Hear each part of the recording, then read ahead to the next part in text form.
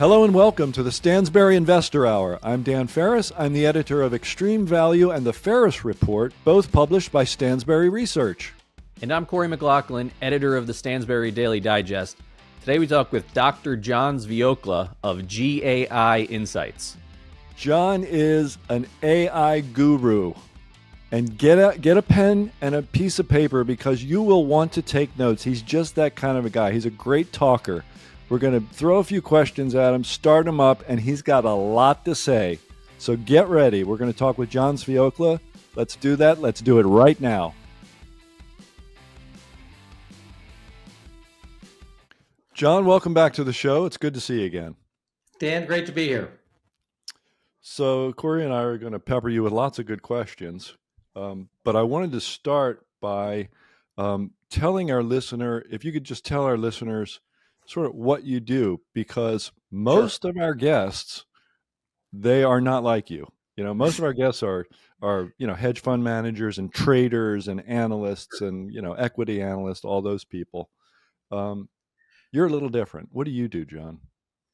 Yeah, well, really kind of a lifelong passion of mine is to try to understand how do machines think, how do people think, and what does that mean for business, society, and individual productivity.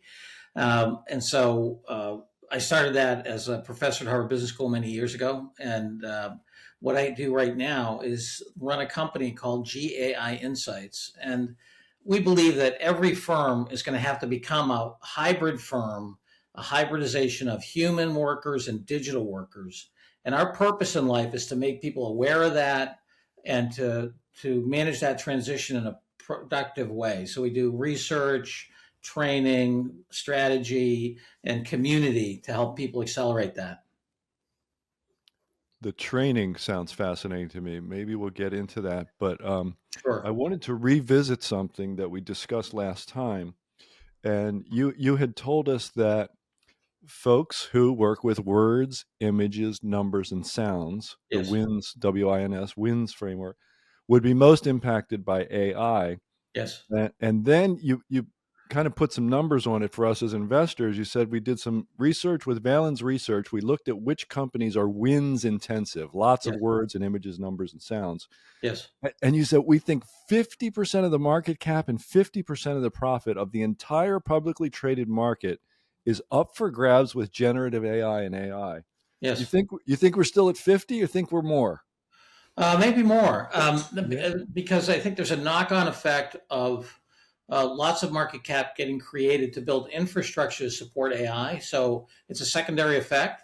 The primary effect is clear. I mean, you look at what happened to Chegg's stock price. You look at what happened to Gartner's stock price. You look at what happened to Accenture's stock price. Gartner's down 50%. Accenture's down 35%. Because the market is not yet convinced that they know how to be a hybrid organization. How do you think they can? Do you think Accenture? We mentioned last time, or whichever one you want to take for an example, or all three, or whatever. Yes. Do you think they can? Do you think they're on their way? I think Accenture can. Gartner, I'm not so sure, and I have to be a little careful because we compete with Gartner in some areas. So I'm not bashing a competitor here, but the reason is if you dig into the Def 14A and you understand the comp for the board and the senior executives. And I'm on a public board. I've been on a number of public boards, so I understand. I've been on comp committees and so forth. Their short-term and long-term compensation is based on two numbers: EBITDA growth and the growth of long-term contracts. Okay, and the problem with that is that if you're a Gartner, you're going to have to go from 24,000 people probably down to 5,000 people, and you're going to have to build a bunch of assets that. Unless you grow phenomenally, right? Okay, so whatever. I'm talking about the same revenue. Right. Other things you're going to have to build assets that are going to, in the early going, could have a return on investment within a given year, but it's going to take 2, 3, 4 years for these assets, data assets, process assets, AI assets to pay off. So if you're incenting people on EBITDA, that penalizes that investment in those assets. And so you're going to be disincented to actually build the assets that are going to make you more productive. So unless I see a change in the senior management compensation at a Gartner, I don't think they're going to get there fast enough. Accenture, I think, understands it because Accenture has an asset measure in the very top of the house in terms of return on assets. If I were running Gartner, I would give it EBITDAR, and the add back in on EBITDA would be research and development and the creation of software and data assets, and I would amortize it over a 4-year period because that's the operational reality of building cognitive assets. I see. Poor incentives matter in in short. Well, especially at the top of the house, right? I mean, we're talking, for your viewers, the Def 14A lays out I'm on the board of Infuse Systems. It lays out my comp, everybody else's comp. When I was a named officer at Diamond, same thing, even though I was inside the firm. So, incentives drive behavior. Funny how that works. Yeah. Executive incentives aside, which is really important, a lot of people overlook in the investing world. The last time we had you on, it was November 2024. You said at the time, kind of like CEOs, executives didn't really have any hands-on experience with AI tools for the most part. Yes. Has that changed at all, or is that still the case? It has improved. It's changed, but we're seeing is a bifurcated market. So there's leaders and there's laggards, and the leaders are moving ahead faster. So anytime you see an average number, MIT had this study, which if you look at it, was the methodology is really terrible. But let's just take their thing. 95% of generative AI stuff doesn't yield value. By the way, they're an outlier. Nobody else is reporting that. Wharton's reporting over 70%, and OpenAI anyway.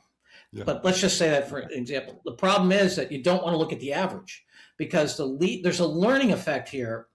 And one of the big differences, people talk about AI and generative AI being a foundational technology, general purpose technology. I think that's true, but it's really not a technology, it's a capability. And the distinction I make there is a technology can be bought, implemented, and you get the yield. So if I buy a faster welding machine with robots, I can do the ROI, I can get this many more, auto frames throughout the whole routine. When I'm talking about AI or generative AI, I'm talking about how people think, how the machine thinks, and I'm evolving that over time. It's much more organic. So I'm growing a capability and I'm buying a technology. And we still see the minority of companies growing the proper capability. The problem with this, Corey, is that the market is going to mark if you're public or if you're a private transaction, you have public comparables. The market is going to discount your company, and we're seeing this. It's going to discount your company if they're convinced that you have the old model, not the hybrid model. That's what's happening to Gartner. That's what's happening to Chegg. And so Gartner's still a very healthy company in terms of revenues coming in and profit going to the bottom line, but its valuation has been hugely discounted because the market believes they don't have the right model anymore. Yeah, that is the stock market looking ahead effect that you've heard so much tell about all my life anyway. And we'll see. I guess it remains to be seen, The other thing, Dan, we're seeing it in private equity, because private equity, we're serving a number of private equity firms, and private equity really looks at generative AI and AI, I think, as both something to help with growth, but also to radically decrease labor. Mm-hmm. And, when you create innovation, there's only 3 places the value can go. It can go to the customer in a lower price, like with Craigslist, right? Most of the stuff's free. It can go to the labor, and it can go to the investor in a higher return, or it can go to the labor in either training or higher comp. Private equity, of course, gives it almost all to the investor and the customer, and very little to the labor, except at the top of the house, right? Traditionally. And so what we're seeing is that there's a decoupling between hiring labor and revenue growth. And so that's the premium. So you look at somebody like Cursor, the new AI startup focused on software creation. They are at $5 million per employee in terms of revenue. Mm-hmm. OpenAI is over $3 million. So we're going to see massive revenue growth separate from labor growth. Yeah, I'm glad you brought up labor, because that, of course, is an enormous part of the narrative from all kinds of people. Yes. from the, like the what was his name, Hinton, the godfather of AI. Yeah, I mean, Jeffrey. from everybody, they're saying, it's going to be apocalyptic. It'll put millions of people out of work. Um, Historically, of course, that has been predicted again and again, and generally transformative new technologies have created whole new industries, multiple new industries sometimes. Um, where are you on this? Well, first of all, we have to recognize that I think through two things. The lack of enforcement of antitrust, which I think has been a bad thing for competition. I'm a real capitalist. I think you need to enforce antitrust. Mm-hmm. And the Google thing, that they let them keep the browser, I think is nuts. Okay. And so I think there's that. The second thing is, if you look at the percentage of profit that's going to labor, it's Mm-hmm. decreased by about 50% over the past 20 years. So labor is reemployed, but they're getting less of the value. So I think it's really important when people say, hey, there's new jobs. Yeah, but those new jobs don't pay as well.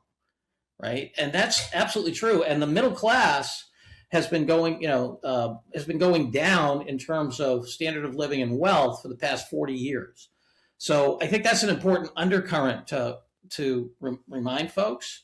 Mm-hmm. The second thing is that I think we've had two great labor transformations in this country. One was the Industrial Revolution, and the second one was the Computer Revolution. Okay. In the Industrial Revolution, we don't teach this anymore, but it was incredibly violent. Right? I live here in Chicago, and riots down here. 12-year-olds working in factories. No benefits, nothing. 60-hour days. Right before there was that, and that was bloody. People killing each other. The president sending the troops. I mean, the whole routine. Right? Mm-hmm. Okay, so we forget about that, and we don't teach it anymore. The second one was the Computer Revolution, right? Because you think about like insurance companies, for example, literally employ thousands of accountants and bookkeepers and all that other stuff, all gone. Mm-hmm. But in the World War II period, not only were we spending 12% of our federal budget on new innovations like rockets and the internet and stuff like that. So you had all that investment, which is now down to below 6%, so less than half. Right, in terms of forward-looking stuff. The other thing is we have massive investments in labor liquidity. What happened was they were worried as to over 10 million guys were coming back from Europe. They were afraid of political instability in the United States because they'd seen all this stuff. They'd seen communists and the whole routine, right? Mm-hmm. Okay, so we had the GI Bill, right, which made for education. It also made for housing. The relative cost of upskilling yourself was trivial compared to today, right? You could do it for less than 1 year's savings from a job. Now you basically have to save for 20 years to be able to afford a college education. Mm-hmm. You didn't have the massive healthcare risk. You didn't have both spouses working. So labor liquidity was very high. Hey, I want to go move out to Arizona to get a job. I used to live in the Bronx. That's a lot harder now because I have to get if I could have healthcare, I have to have two people working like the whole routine. So labor liquidity it's more like labor liquidity was in the Industrial Revolution, not now. There's this great quote from Levitt, the guy who did Levittown, the cheap houses outside New York. Oh, yeah. He said, near where I grew up. They were worried about, this issue of communism, political unrest. And Levitt's quote went something like this. This isn't exactly right. He said, hey, look, if a guy has a mortgage payment, a car payment, 3 kids, a dog, and a wife, he's going to be too goddamn busy to be a communist. Okay. There's a lot of truth in that, There is, yeah. So my worry is that we don't have those same, if anything, we're disinvesting in all those labor liquidity things. Because I'm a capitalist. I want labor to be liquid, right? I want to be able to move around. And all the variables are much, much worse now. They're much more like the first revolution, not the second one. And we have a openly socialist mayor of the biggest city in the country. Yeah, I mean, if we really talk about socialism, he's not a socialist. Okay, he's not going to try to grab hold of we have a tremendous amount of socialism, right? Like we have the military-industrial complex is largely socialized. It's a cost-plus business, very little bidding. We have that, right? We have the government buys most of the healthcare, right? And so we already have $12 billion is going to the soybean farmers. I mean, farming is socialist in this country. Water is socialist in this country. Roads are socialist in this country. Those are the real socialist things.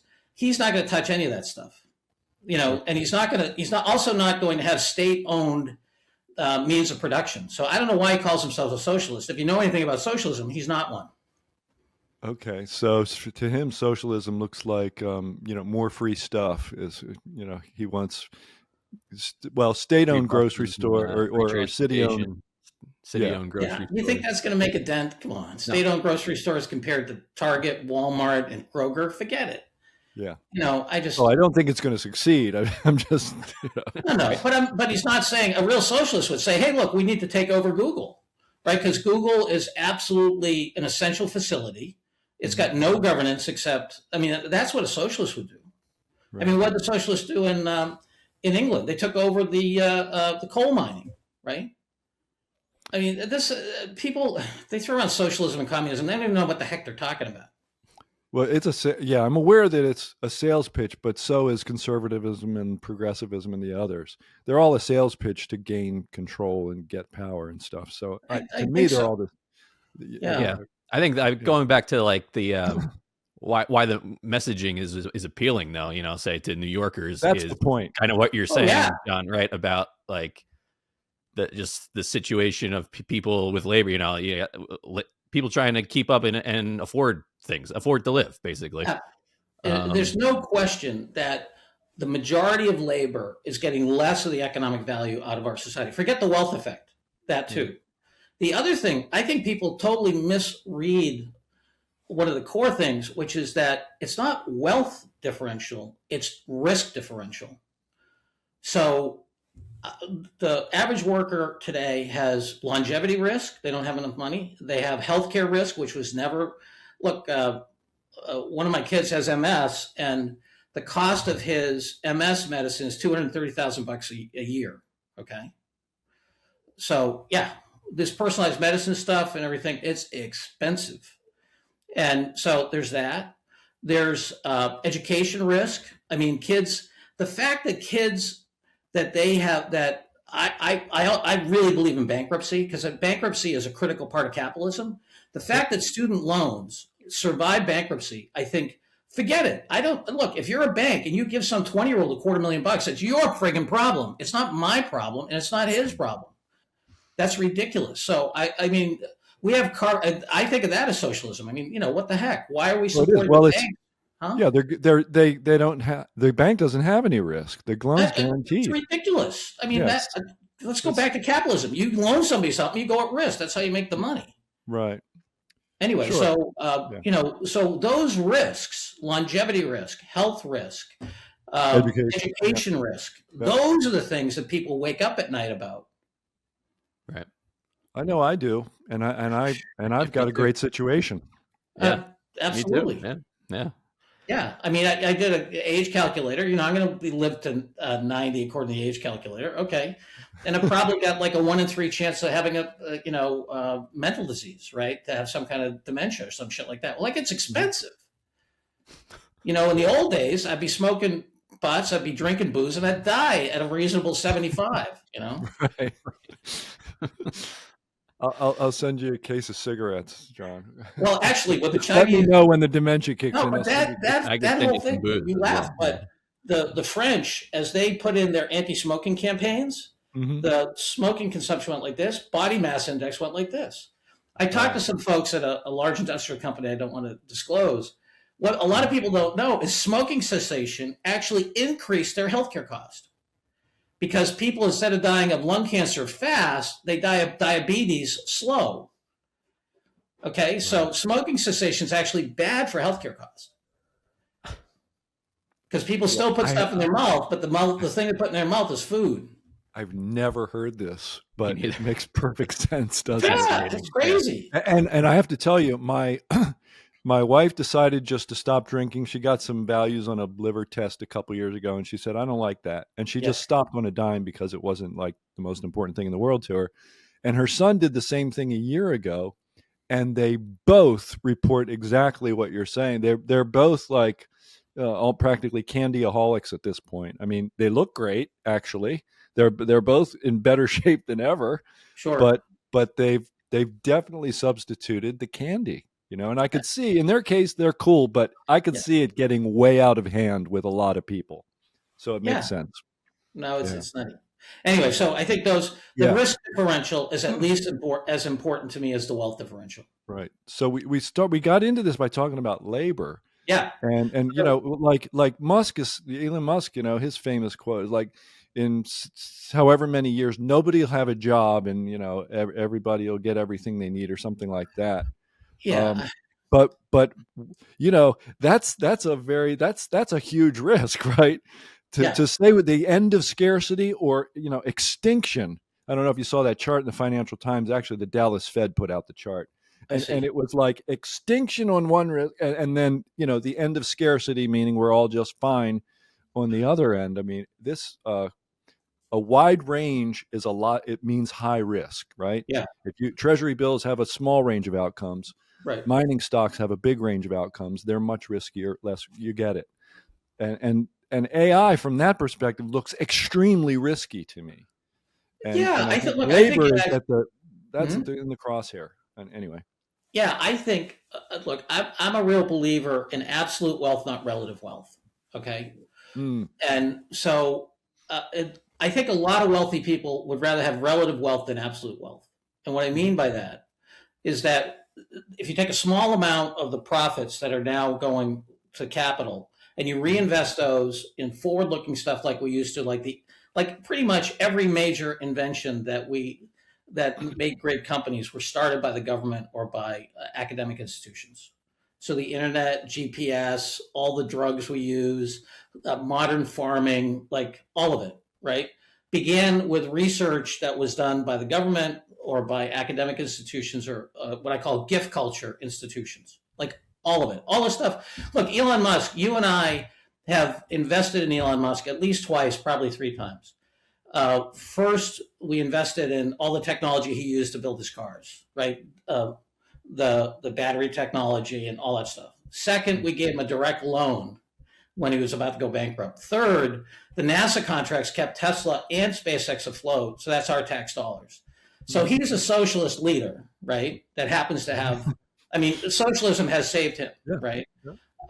And so the fundamental science is almost universally built by the government. Okay, we're disinvesting on those, and the reason. Okay, so that's one thing. The second thing is take a little bit and reinvest in the labor, the way we did with the GI Bill. That makes my capital more productive because those people are building stuff that's productive, and we're winning on a global basis. So they're getting economic rents from the rest of the world, right? Mm-hmm. And then I have places to put my capital because those people are now consumers, right? This current approach is weakening both of those, which means that my capital in the future will be chasing returns more and more. Right? The question is, how do I chase those returns? Well, if I don't have growing productivity, the way I chase returns is to seek scarcity. So I get hold of water, or I get hold of oil or stuff like that, right? If productivity is not happening. And so I want the world to be like Henry Ford. Henry Ford doubled the living wage of his people from $2.50 to $5 for 2 reasons. He wanted to skim the market on better talent, and he wanted to have a consumer there. So my capital is more productive if I have a healthy middle class that's consuming and being more productive. So I'm going to make more. That's why absolute wealth. Now, if I want relative wealth, I can go back to 1066 and sit in the Tower of London, freezing my butt off in a dead animal. But I have 3 dead deer in the closet that nobody else has. So I'm the wealthiest guy there, right? I like the absolute thing better. I like the absolute thing better too. That would be better. And the deer outside aren't very happy with that comment, by the way, that I got on here. Hey, by the way, what do you think the main course was at the first Thanksgiving? And it's not turkey. Oh, not turkey? What was it? I don't know. It was deer. Venison. It was deer. Okay. Yeah. Makes sense. Right. Yeah, but I think that, so back to your question. Yes, if we do not invest in new science, what Ben Franklin did with the public library, there is no public library for AI right now. We need one, right? And more funding of fundamental research that open sources data, weights, models, availability. There's not enough in my opinion. The Chinese are actually doing much, much more of it. And this is really scary on a global basis because the Europeans now, with our new aggressive antagonistic stance with our allies, our traditional allies, what's happening is they are now building Chinese AI into their products. So Daimler-Benz is using the Quen models, right? And this is, I think, a big mistake because for the past 60, 80 years, we've exercised a tremendous amount of security and economic value by having our partners like build in our telecommunications. I don't know if you remember, they pushed back against the Huawei switches, for example, right? When the Chinese were trying to penetrate the European, we put pressure on them. Don't buy Huawei, buy American stuff, right? We've done it with our software. We've done it with our computer chips, right? What we're doing now is we're saying, okay, that next generation, go ahead and build the Chinese models in. We don't care. I think that's a strategic issue, both from a productivity standpoint and from a national security standpoint. And we are actually making it super easy for the Chinese to infiltrate our traditional allies. Okay, I need you to flesh this out for me a little better. Sure. So, okay, say I'm Daimler-Benz, okay? Right. If you look at now in AI, there's two big leaderboards. One is the proprietary model, you have to pay for it, OpenAI, that stuff, right? And then there's the open model, DeepSeek, Quen, Z, so forth. Okay. If you look at the leaderboards, you take the top 10, there's only one Chinese company that's in the top 10 of the paid models. There's only one American company in the top 10 of the open models. Okay, so open's a little tricky. There's three parts to open. There's data, there's models, and there's the software. There's data, there's weights, and there's models. Okay, the Chinese are not open sourcing the data, but they are doing the weights and the models. So I can use, if I'm Daimler-Benz and I want some intelligence in my dashboard and I want to run a 70 billion parameter model, I can use the Chinese models, drop them right in there, and I don't have to pay IP back to the Chinese. Okay, if I do that with all but a couple of the American models, I do have to pay IP back to the Americans. In addition, when the president is saying things like NATO's gone and all that other stuff, of course I'm going to go to the Chinese. Who else am I going to go to? I mean, I've got Mistral, and I've got a Def Alpha out of Germany. I've only got two models, and then I got Falcon out of the UAE. I've only got 2 or 3 options to do anything like a good model. I got the Chinese who are going open and the Americans who are going closed. I don't think that's great strategically for us. It's ironic too to hear that, right? Yeah. U.S. closed, China open, except the China, the idea of intellectual property in China is just right. Okay. It's non-existent basically. So it makes all the sense in the world. It's the same thing the Americans did, like Moody Street in Waltham, Mass, where the American Industrial Revolution started, is named after, it's the main street in Waltham, Massachusetts, where the Charles River drops 3 feet. So that's where they first put it. And then they went over to Merrimack because it dropped 13 feet. Anyway, for more power. Moody's claim to fame, he was an engineer, American engineer. And when the shuttlecock loom was making British weaving way more productive. If you left England with blueprints of the shuttlecock loom, you would be put to death. Okay? Whoa. If you're caught. Legend has it that Moody memorized it and came back to the United States and put it in there, not paying any royalties back to the Brits. So, and the same with the books, like Charles Dickens and all that other stuff. We stole all their stuff and just published it locally, right? So anyway, but our problem is that when we let the Chinese in, we let them for market access. And I talked to a bunch of folks in the intelligence agencies. They would go to the big companies, and you can imagine who they are, aerospace, industrials, and stuff like that. They say, hey, the Chinese are stealing all your stuff. and the companies wouldn't raise a stink because they still wanted access to Chinese markets. Okay, and I think that was a tremendous. I think that's where folks like the government should have stepped in and said, no, you can't, because guess what? American consumers and American taxpayers built that IP. You can't simply give those decades of intellectual property to them for your incremental market access, right? Which is what they did. So let me give you a specific example. I forget the name of it. There's a Chinese drone, looks just like the General Dynamics Predator. And at the weapons fairs, they're selling it for 1/10 the cost. Sure looks a lot like it. Looks a lot like it. Yeah. Yeah, there's a And lot I of saw stuff that looks recently like a with lot of other stuff in the West. Yeah, I saw that recently with when the humanoid robots were having their moment a couple months ago, and there was a Chinese one posted online through like a Walmart affiliate site for like Sure. 3 days before it got pulled down for but public we reason. have to. Oh, sorry, Corey. I didn't interrupt. No, go ahead. Yeah, I think that's true. I think that we have to update the narrative, though. They're not just copying. I mean, you look at some of the stuff they did with the DeepSeek model, for example. They're advancing algorithmic innovation, and that's really important because the reason that ChatGPT and Gemini and so forth consume so much power and compute is because the transformer algorithm, which is underneath most of these things, and gave us this unbelievable, I mean, I never anticipated the quality of the interaction you have with these things, even back in November 2022 when ChatGPT 3.5 hit the scene, right? Is that they are computationally inefficient. Well, if somebody comes up with a really efficient algorithm, because the transformer algorithm brought us this step change in performance, right? Okay, if somebody comes up with a step change in performance on the compute side, and there are some folks who are using other kinds of models, well, guess what? Then primary demand for all that compute goes down. That's why personally I don't invest in the hardware stocks, because I think algorithmic innovation can radically change the demand for hardware.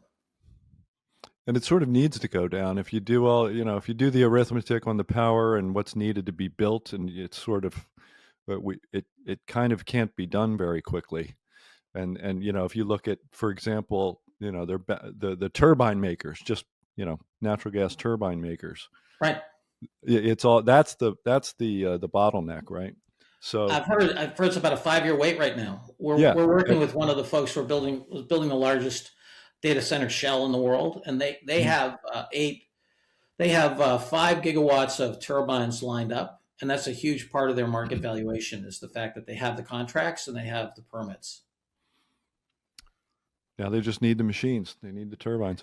So in other words, I'm just saying that it makes sense to me what you said, that you will need that greater efficiency. In other words, like when it made all the sense in the world for NVIDIA's market cap to get hit, the day DeepSeek came out with its big announcement, and there ought to be more such announcements in the near future, shouldn't there? I mean, this is, it seems an extremely important part of the equation for someone not to be saying, maybe we wouldn't have to build all these power plants if we just had, better software, basically better algorithms. Sure. Yes, and there's certainly a lot of people working on that problem, and the Chinese are working on it. I actually think it's good news that we're starting to sell the NVIDIA chips, because that'll keep them fat and happy, and they won't be so desperate to improve the algorithms, which I think is a good thing, net for us. I mean, I should share two points of view I have. First of all, I do believe, even with all our faults, that I do believe in America in its value systems and its capabilities and its role in the world. And I'm kind of sad we're pulling back as we are. And the second thing is, I'm a real capitalist, so I like competition. I'm sad that we've allowed these massive concentrations in so many industries. If you go back to the Sherman Antitrust Act, John Sherman, who was Tecumseh Sherman's brother, the guy from the North who did the whole Sherman's March in Georgia and all that other stuff. In some of the words about that, there are two parts to the antitrust thing. One was consumer harm, and the Mhm. other was companies having power as powerful as governments, right? And Sherman had this great quote. He said, "Why we just fought a war to not serve a king? Why would we allow a company to control an essential facility where we have to bow down to them just like a king?" Okay. Yeah. Now, the interpretation of that act has gotten rid of the market power piece and only Mhm. kept consumer harm, largely due to the guys down the street here at University of Chicago. But I think these mega scalers have way too much political power. Mhm. And I don't think we should have a company owning most of the satellites up there, which we have right now, and not being underneath military control.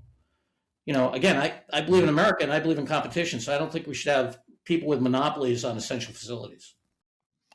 Yeah. Let's talk about your last time you were here. You introduced the 4 levels of generative AI adoption, and I'm wondering how much that has changed, if at all, if you still use that framework. Because I know that since the last time we talked, I went from what you would call a toe dipper, if that even, to someone who is trying very, very hard to be an intelligence leverager and to load as much of the best data I can into the best, you know, um, system that I can get, that a guy like me can get on his laptop. Okay, just put it that way. To do the best research I can on all the public companies that we write about. Um, so, I just can sense the power of it. I haven't really, I've learned all this thing. I've learned how to collect all the data I want and put it all in one place. Now I just need to learn how to prompt it and analyze it and get what I want out of it. Um, so it would seem to me you're probably in the business of teaching people how to be intelligence leveragers, uh, to a great degree. Yeah. But I'm wondering something else, though, John. Just before you talk about intelligence leveraging and what you guys do, what I'm wondering is, um, since you last spoke with us a little over a year ago, um, have you heard the same experience that you just heard from me from lots of people? Yeah, absolutely. And Okay. and a key differentiator is how for the firms, because think of it again as these two populations, and we're seeing significant return on assets differentials in the intelligence leverager kind of folks, Hmm. like ROAs of 21, 22, 23%, growth much faster, things like that. The the the capability level is the key indicator of if you are going to get value from AI and Capability level. capability level. And so, to your question, yes, we absolutely are not only using that framework, we updated it. We have a little bit slightly different language to make it easier to remember. We Hmm. call it the RISE framework. So there's research and experiment and education. Then there's islands of innovation. Hmm. Then there's scaling and synchronization. And then there's emergent intelligence. That's the intelligence leveragers. Okay, so Hmm. RISE, and we have we have yet to find a company that can jump straight to level 3 to go system level stuff.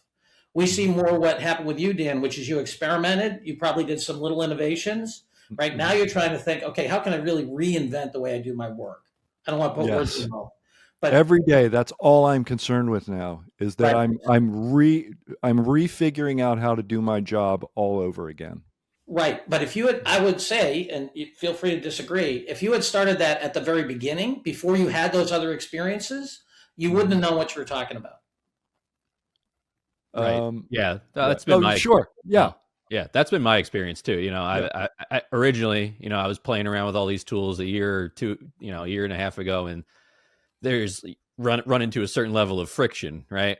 And Yep. now, you learn you learn what this model is, you learn the prompting, the importance of the prompting. I'm talking about for writing and editing purposes and Sure. research, and then now to me, it's a matter of somehow working it into like my daily workflow seems to be the Yeah. biggest challenge. Yes. Like what's Yes. worth spending time on versus what's not. That's like the biggest thing Exactly. for me. And I also struggle to make decisions sometimes. So that doesn't help either. So that's I don't know. Is that a common thing that you're trying to address as well? Yes, absolutely. And the kind of dirty little secret, of executive education, and I'm a fellow at Harvard Business School, and I taught there for over a dozen years and so forth, is that if you go to an executive education class at Harvard Business School or any good academic institution, a core skill when you're teaching executives is to teach them things that they should have known anyway, but they can't admit they don't know in an unembarrassing way. Okay. And so that's where AI is in most companies. People are like, oh, it's because the window's closed to say, AI, what the heck is that? Could you slow this down and tell me what you're talking about? Right. And that's how most executives really think, but they can't say it because it's not socially acceptable. AI, what's that? I mean, if you go back to the basics, we can't really define artificial, and we really can't define intelligence. You put those things together, so that's why this model is so important. You have to have hands-on experience. There's a great quote from Frank Zappa when somebody was asking about a music critic, and he said, "Writing about music is like dancing about architecture." Right? Oh, dancing about architecture, yeah. Yeah, and so if you don't experience what it's like to talk to a silicon intelligence who can literally talk to you in any language, at any level of specificity, and now with some of the new models, especially Gemini 3, you can say, give me an illustration, give me a cartoon, give me a movie, right? Mm-hmm. If you haven't experienced talking with this silicon hive mind that has read literally everything that's been written, you don't know what that's like, right? And now we have all these low code, no code things. Anthropic just came out with Anthropic just came out with an analysis that said inside their company, almost a quarter, 23% of the low code, no code stuff they're doing would never have been done because it was either too low down the priority for IT, or the person who understood the problem thought it was too much of a hassle to learn the technology. So back to what you're saying, Corey, people are using this stuff just so you say, okay, should I automate that? Do I do it enough? And I think the ripple effect of that productivity at the individual level is going to be fantastic. But then it's like special forces. Like we used to compete with regular army. In special forces, we cross-train, we upskill, we take traditional technology and we modify it to make it better. And just like with special forces, regular army might have taken 100 people to do something. Special forces might be able to do it with 6. And that's what's happening in organizations and to the organizations that are upskilling. So back to your question, Dan, is absolutely central. Senior executives resonate with it. The other thing is it helps sort what the vendors are trying to sell you. So there'll be one of the big four went to and I don't want to use names, right? But one of the big four went to a consumer brand that we all know, right? And they came in and said, look, give us $5 million and we'll go find $25 million of system level improvement. Complete and utter failure. Why? They tried to jump straight to level 3. They tried to jump straight to system level change. So when they're talking to people, we're having this AI kabuki where we're saying stuff, but we really don't understand each other. And then they have no hands-on experience. They haven't done islands of innovation. So they don't know what it's good for and what it's bad for with any. Even if they're not building it, you have to drive a car to understand what's valuable in a car, even if you don't know how to build the car, right? And so you had that. And so they jump straight to system level stuff, burn through the $5 million, total abysmal failure. And we see that happen again and again. John, I wonder, I am not a company executive, so I'm not afraid to say I don't know. So I don't know what low code, no code means. Okay, that's basically think about programming in English. Hey, I would like you to go and look at this set of spreadsheets, and then look at this set of objectives, and then generate a 6-page PowerPoint thing every Tuesday at 10 a.m. in the morning. And to say it like that, not to have to go into the language of all the different software that would generate that. So low code, no code sounds like people who know how to prompt AI well. Well, yes, but often prompt, yes, absolutely, with a capital P prompt. So if I'm prompting to build an artifact, which then will do stuff for me, as opposed to prompting in a dialogue to get an answer. Okay, I see. So, um, I see. So not even so the PowerPoint is a good example, but it sounds like low code, no code creation of modules of code that then do things too. Exactly.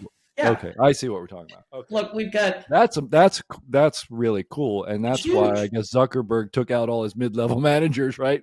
This is Exactly. what we're talking about: low code, no code. Okay. Exactly. And so 10 million people speak Java, 15 million people speak Python. Everybody Mhm. speaks their own language. Yeah. So that's the thing that we've just taken, everybody can be a programmer, right? Yeah. So the wins crowd um, may have a bit of an advantage here if they're really good with words Uh, and numbers. Absolutely. The So wins it's crowd. not hopeless. No, no, no. But back to employment, we've already seen a tail Yeah. off of employment of new kids Hmm. coming in. We see a Yeah. tail off of software programmers who have less than 3 years experience. Hmm. It, People ask me what their kids should do. I say two things. Well, sorry, three things. No, sorry, four things. The I'll stop at four. No, the first of all, if you want to learn a trade, that's a good thing because we're going to be short about 1 million folks at least, the plumbers, carpenters, all that other stuff. As well, if the wealth differential continues, you look at the consumption of the top, 1 to 10%. We got a lot of Marie Antoinette going on, right? People building houses they don't need, and they're super specific. They're going to absorb all kinds of trades, right? So that electrician that used to be building houses for the middle class and making whatever 20 grand a house is now building some 6,000 foot mansion in Tucson that they could use twice a year, but the electrical bill is 100 grand, right? Hmm. And so Yeah. and we're seeing that happen. So there's a whole Marie Antoinette effect, right? That's going to create primary demand. There's also just a raw need. So you want to go in the trades, go for it. And by the way, the trades, this thing is going to help the trades phenomenally. 26 is going to be the year of mobile intelligence. And I don't know if you've done this, but just take this thing, and if you have any question, you're like I was looking at my water heater the other night, and I was trying to figure out if it had a low water shut off. I just hold this friggin' thing up, and I take a picture of it, and it'll tell me if it's got a low water shut off. How do I Yeah. repair it? Where can I get somebody? The whole routine. Okay. So just imagine what that does for the trades. What's this part? How do I do this? How do I do a hip roof? Right? Yep. This will tell you today, retail with no, right, which is unbelievable. Yep. So you have that. So trades are going to go like crazy. Second thing, mathematics, especially matrix math. Math is the lingua franca, is the universal language under all of this. So if you understand mathematics, fantastic. Third thing, sell. Anybody can sell stuff. As we go from army to special teams and you get smaller and smaller groups, the premium and the value of people who can do demand generation is going to go up, not down, Hmm. right? Because you still have to sell stuff to people to get them to commit. And the last thing, and perhaps most importantly, is do what you're doing, Dan, and what you're doing, Corey, which is show me your posse, Yeah. right? So I don't think any company today should hire somebody who hasn't built a GPT, a GEM, low code, no code. Show me how you're using AI to automate your life. And I don't care if that's in work, your passion, family stuff. I don't care what it is. Show me. And I only want to hire those people who are doing that because individuals are not. If I've got no experience doing software coding and I want to get to be, and I want to compete with the 3 year folks, which is what the numbers show, according to Signal Fire venture capital company, the massive fall off on if you have less than 3 years experience. How can I simulate 3 years of experience? I can come in with my posse. Oh, let me show you my code review thing. Let me show you my documentation robot. Right? So people should be hiring posses of a human and a bunch of robots, not just humans. I'm glad that you broached the topic of robots, because when I think of robots, I think of the physical ones in factories, Yes. and that has some impact in the trades, doesn't it? Yeah, it's going to increase primary demand for the trades because all those Really? robots are going to need to be serviced. Okay, of course. Right, and we'll have robots that'll service robots, but there'll be it's just like when I was at a conference. It was kind of funny. I was at a conference in San Francisco when the self-driving thing just started taking off, and people saying, "Oh, what are we going to do with these 3 million truck drivers?" And I felt like saying, "What are we going to do about the 15 people I walked past on the street, on the way here?" But anyway, the Yeah. Yeah. let's solve that problem. Yeah. Anyway, it That's turns right. out, actually, if you remember what happened between when self-driving started, which was brought to you by the government, Defense Advanced Research Projects Agency did the Mojave Desert Challenge, right? And only after the number of teams, CMU and a couple others, successfully did that under government funding, that's when the only after they'd done that translational research, that's when Brin called a guy named Chris Urmson from CMU and started the Google Car Project, which was the first among the self-driving car projects, right? So all that Waymo and all that other stuff, again, started like the internet, started with government investment.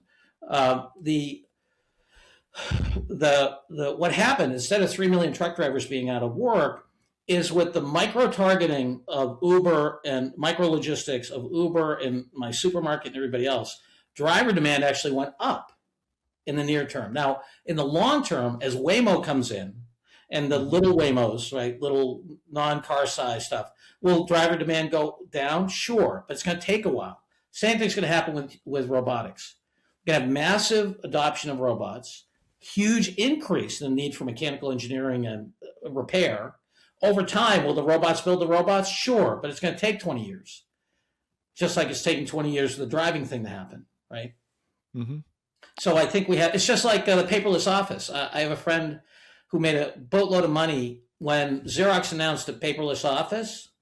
He invested in paper companies because as soon as they had the laser printer, the first salvo of the paperless office was an explosion in paper consumption. Right. Same thing happened with driving. Same thing's going to happen with robots. I see. Do you use Waymo? Do you have Waymo in Chicago, John? The answer to the first question is yes. The answer to the second question is no. I wish we did. I love Waymo. Oh. I mean, I was so impressed. I mean, when I use Waymo, it's a totally different experience. And I've heard that universally from everyone. I've heard that from every single person. Yeah. I was staying in a club on the top of Nob Hill. And so we got in the thing and it went up over Nob Hill. There was an illegally parked 18-wheeler at the top, right, in San Francisco. Then there were some people who were jaywalking. And then there was a car that was going around the illegally parked thing. It managed all that seamlessly. I was like, wow, that was just like, I just happened to go that way. My first Waymo ride is like, I am impressed. Wow. Yeah. Yeah. Yeah. How long before? Yeah. Go ahead, Corey. Yeah. How long before Waymos they're coming to Baltimore, Philly, and St. Louis now, Pittsburgh too. I saw. So we'll see. Which brings me to like one of the things I wanted to ask you. Well, you already answered. I mean, you said so many fascinating things already. Has been great. And one of the things I wanted to ask you was like, what skills for somebody trying to learn all this, and you already said that. So I'm also interested. Our crowd is also interested in like attractive investments or sectors as this whole as the whole story plays out. You already mentioned you aren't really not into the hardware companies. Are there any areas like that you're particularly optimistic about, or sectors or that sort of thing? Sure. Yeah, absolutely. Well, first, I think in the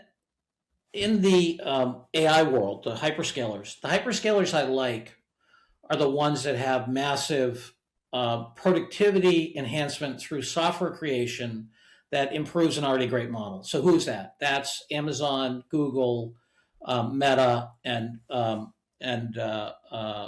Microsoft. Right? Apple should, but we've seen no evidence of their ability to do it. Maybe they can pull it off with their version of the AI iPhone or whatever it's going to be, right? But and then of those, you have to remember Google is the only one that's vertically integrated in the whole AI stack, right? From the customer all the way down to the silicon, right? So they have their TPUs, and I think that's going to be a huge advantage because the performance characteristics of delivering instantaneous intelligence across any language in any location is a massive engineering challenge, right? Just the latency, the response time for you not to perceive, for example, 11 Labs has got this new thing out where it can real time listen to the three of us, real time instantaneously transcribe and then rebroadcast in 20 languages with 150 millisecond delay. The reason 150 milliseconds is important is because that's the threshold for perceiving a delay in conversation. Wow. So you have to engineer the living daylights out of that, right? And Google is amazing at engineering. Something like NVIDIA, I'm not saying they're not worth it. It's just so many things have to go right. And I look at the hyperscalers, these idiots who say stuff like, oh, it drives me nuts about the AI bubble. Okay, first of all, let's separate two things. Is there overinvestment, overpricing of certain things? Of course. It's a market. On the other side, is there an AI bubble on adoption? Absolutely not. Adoption is accelerating. Okay? So pricing is different than adoption. Sure. Right? Sure. Then the second thing is, will everybody make money? Of course not. That's why it's called investing. Yeah. We sit here, you and me and you, Dan, the three of us make three different bets going forward. The market can't support all three at the level we're hoping it'll get to. So you guys pick the right ones. I picked the wrong one. Of course I'm going to lose. That's the nature of investing before the fact, right? Yeah. And so that's nutty. And last but not least, so of course I consider like Nouriel Roubini and say, oh yeah, stuff's going to go down in the future. Yeah, no joke. The sun's going to come up too. I mean, give me a break. Yeah. But the most important thing is if you want the clearest use case for productivity with AI, bar none, and adoption, software creation. Okay. 40% of Microsoft's cost base is software. Okay.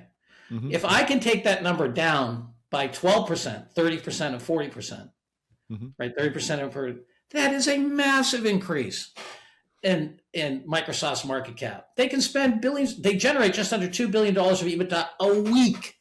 They can spend billions of dollars on this. And if they never sell any Copilot to anybody, it's going to be worth it to them. So, people are now OpenAI. I personally wouldn't have the courage to invest in OpenAI at the valuations they're talking about because they don't have $2 billion of EBITDA a week coming in. And they don't have a 30%, 40% cost base that they can shrink.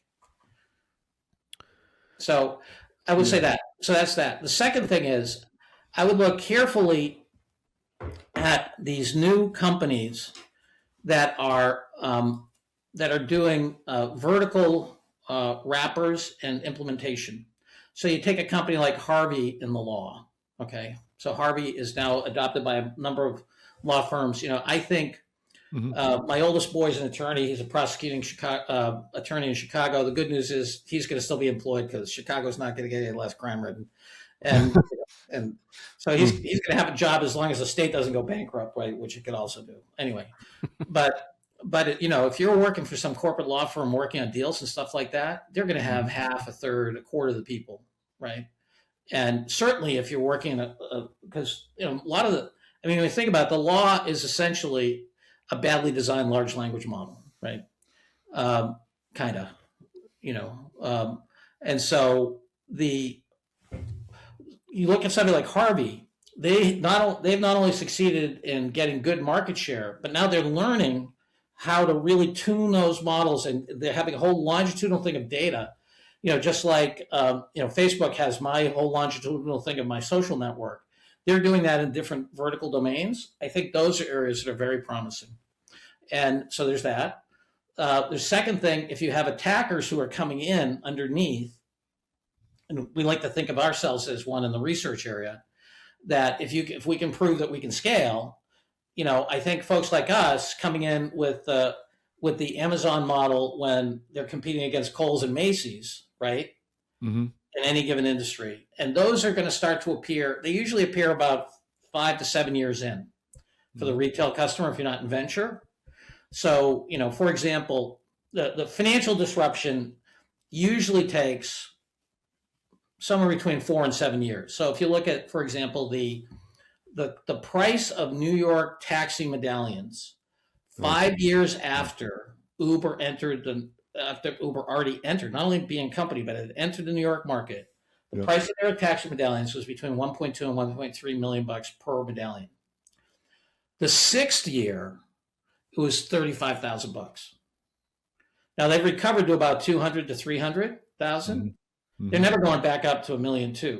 No. So financial disruption, my ex-colleague, and God rest his soul, Clay Christensen, talked about disruption, but he missed financial disruption.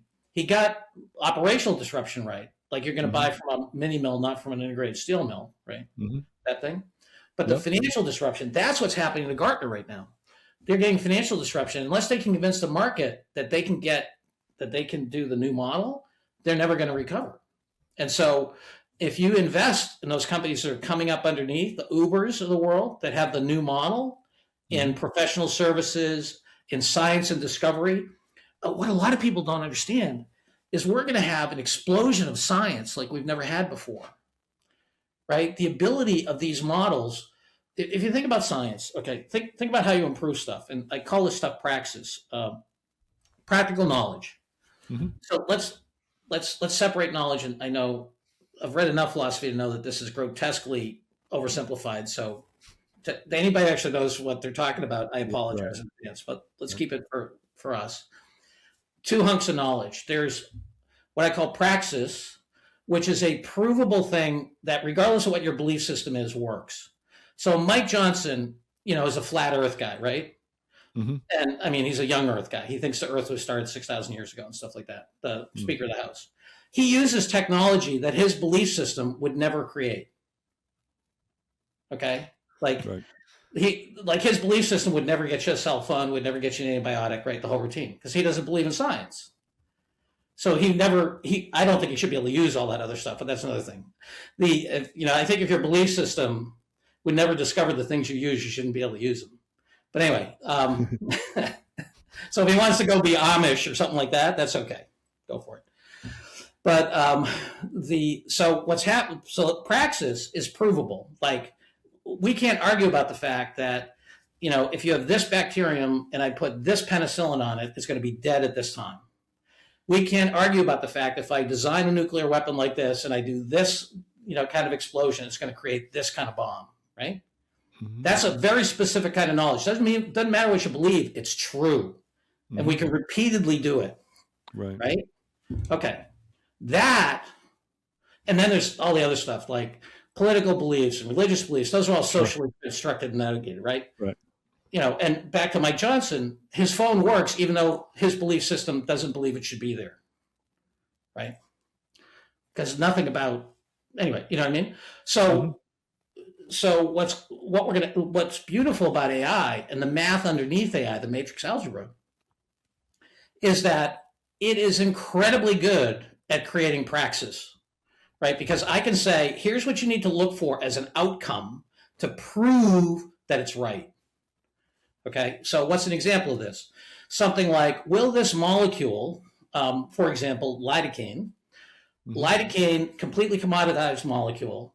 It turns out at Google, they were looking at, they were creating a system to help think about new molecules that might be relevant to different disease states. And they look at them functionally, and they look at the trials, and they look at all the data they can get to say, oh, okay, here's something we haven't thought of might be useful. Lidocaine, turns out, is very good for certain kinds of breast cancer. Okay? Now, nobody even thought to look at lidocaine. Okay? And it doesn't reverse it, but it does stop it. Okay? That's only possible because the AI allowed for a robust description and an unbelievable search space where it could go look for stuff that no scientist had ever thought of, right? It was just too big a space. So that's a perfect example of the creation of praxis, okay? Because now I've got rational reasons I'm looking. I've got an objective function. I can say, does it help stop cancer? And then what's the mechanism of action? And then like that, okay? It turns out, for example, in drugs, we believe that we've maybe explored 1% of the useful compounds to make humans more healthy. Maybe 1%. In material science, it's less than 1%. Okay, I see what you're saying. This is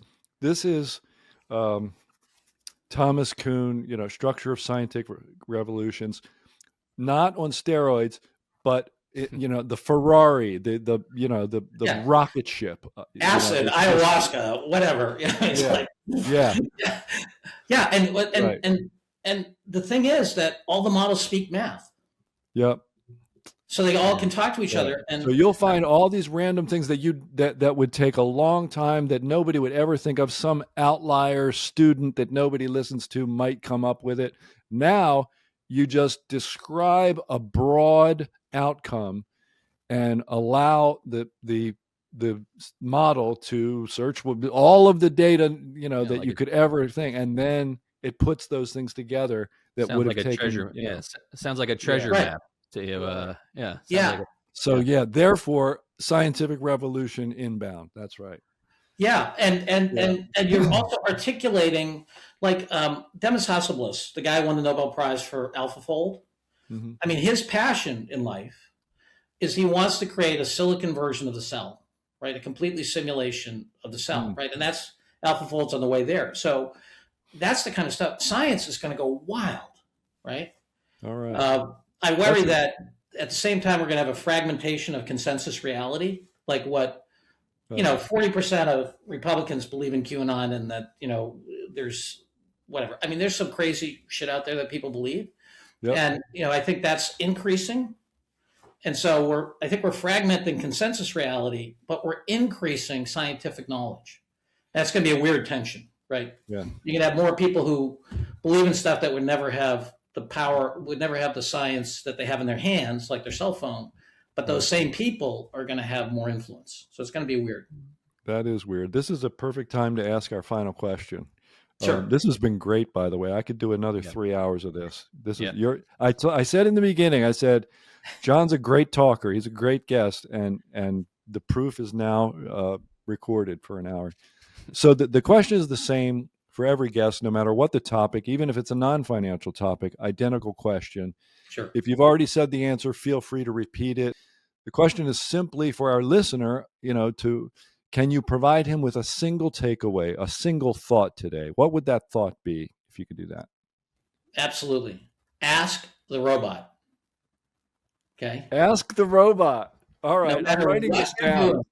No matter what you're doing, you're planning a meal, you're going shopping, you want to advise your kid, you feel sad, you want to study nuclear physics, ask the robot.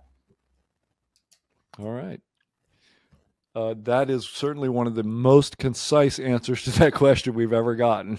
And we do it all the time at my house. We're constantly, having conversations with our phone, and my wife is taking pictures and saying, how do I fix this, and all kinds of stuff. So we're there. We're there. Dan, can I say one last thing? Of course. If we get the investment in science back to where it used to be, right? And Doge did tremendous damage.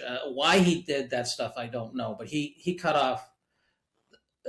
He cut stuff that was similar to the stuff that he built his business on. I just don't get that, right? Anyway, so if we can get back to the investment in science, if we can get back to the brain drain, which I think is critical to the United States success. You look at, Musk, Thiel, Sachs, Sergey Brin, the guy who started Selectron. These are all immigrants who came here to the United States and got capital. And if we keep that going, right, I want to keep importing geniuses from the world and giving them capital and letting them create jobs, right? Got to get that right. Got to get science right. If we do that, and then if we think about what's the public library, what's the public education for AI, okay, that will, and the Chinese, by the way, are doing this intensively. They're teaching their whole population how to use AI, which is really scary for us, I think, because there's no question that, and I can show you good data that shows an individual with AI can outperform a team. A team with AI outperforms everybody, okay? It's a big study at Procter & Gamble showed this definitively. Anyway, there's that. If we get that right, we are going to have a level of innovation and entrepreneurship we haven't seen since at least the Industrial Revolution. Why is that the case? You have all this expertise. Capital's more efficient. You can, an individual can do the work of many, and a team can do the work of hundreds or thousands. I mean, and there's so many unmet needs in the world we are just going to see an explosion of entrepreneurship. But we have to have enough people who understand it so we don't end up with people wanting wealth transfer instead of wealth creation, right? But we have to, the people with means and the people in government need to understand that this is a GI Bill moment, right? We have to think about how we instill the population, how we continue to suck the brains out of the entire world and have them come here and do great stuff, and keep capital formation going, and enforce antitrust, right? Have some competition. Those to me, we will.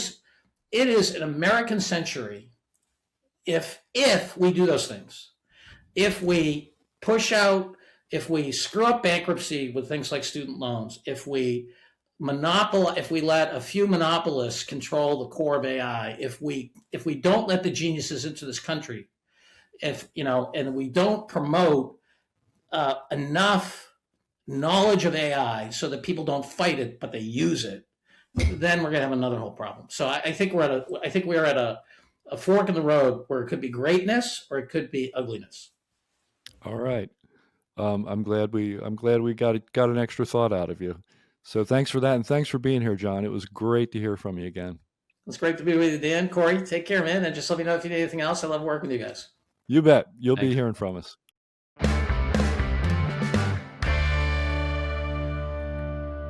I told you he was a good talker, didn't I? Right? I mean, sure is. John's a great guest. Yeah. You can just awesome. Yeah, we start him up and let him go, and he tells us everything we'd ever want to know, and then some. It's great. I took so many notes during that. I'm gonna have to download. Maybe I might have to listen to this myself again when it comes out, just to get up to speed on everything that he said. I mean, it's just it's all fascinating, and but he brings some practical takeaways from it. I loved his the 4 things for what he tells parents when they say, what should my kid do? The trades, math, marketing, selling essentially, and then just kind of like ingenuity, experimenting with these things. But so much there. That was awesome. It was. And we will definitely have him back again at some point. And I just want everyone to know, I'm not going to debate people on things like antitrust and government involvement in everything. People know where I stand on this, but it's really not a part of the show. So anybody who knows me and didn't hear me push back on some of these things, that's just not a part of this show. Right. But hearing from people like John, who know a lot about what people are doing with like the most transformational technology yet, is really, really important to us. And that was great. It's another great interview and another episode of the Stansberry Investor Hour. I hope you enjoyed it every bit as much as we really, truly did. Opinions expressed on this program are solely those of the contributor and do not necessarily reflect the opinions of Stansberry Research, its parent company, or affiliates.